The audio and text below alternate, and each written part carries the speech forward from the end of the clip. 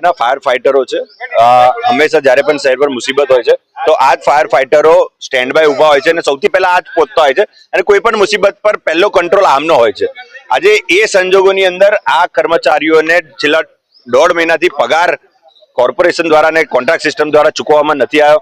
Contractor સાથે અમારી વાત થઈ તો એમણે એવું કીધું કે અમને ઉપરથી અમારી ફાઇલ પાસ થઈ નથી થઈ, જેના કારણે અમે આ લોકોને પગાર આપી શક્યા નથી.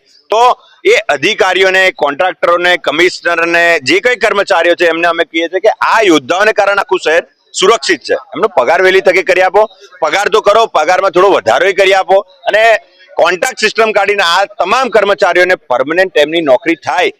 કારણ કે આ યોદ્ધાઓને કારણે શહેર સુરક્ષિત છે અને આ લોકોના ઘરમાં જ્યારે તકલીફ થતી હોય અનાજની, સ્કૂલની અને છોકરાઓની ફી ભરવામાં, ત્યારે આખું શહેરને દુઃખ થતું હોય છે.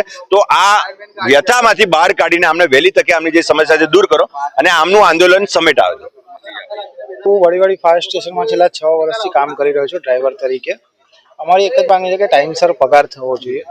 આજે 18 તારીખ થઈ ગઈ છે પણ હજુ સુધી પગાર આપવામાં નથી આવ્યો.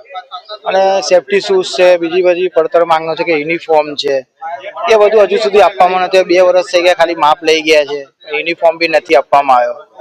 અને ઘર કેવી રીતે ચલાવવાનું? આજે 18 તારીખ થઈ ગઈ છે, ઘરમાં અનાજ કરિયાણું ભરવાનું, છોકરાઓની ફી ભરવાની છે, તો હજુ સુધી એ લોકોએ પગાર કર્યો નથી. અમે રજૂઆત કરીને હવે તો થાકી ગયા છે. 1.5 મહિનો થઈ ગયો છે અને બધા કર્મચારીએ સારી કામગીરી કરી છે. એવી કે પૂર વખતે કામગીરી કરેલી છે, કોરોના વખત બી કામગીરી કરેલી છે, બધા ડ્રાઈવરોએ, કંડક્ટરોએ. તો અમારી એ જ માંગણી છે કે ટાઈમસર પગાર કરો અમારો. હેમેન્દ્ર શિંદે.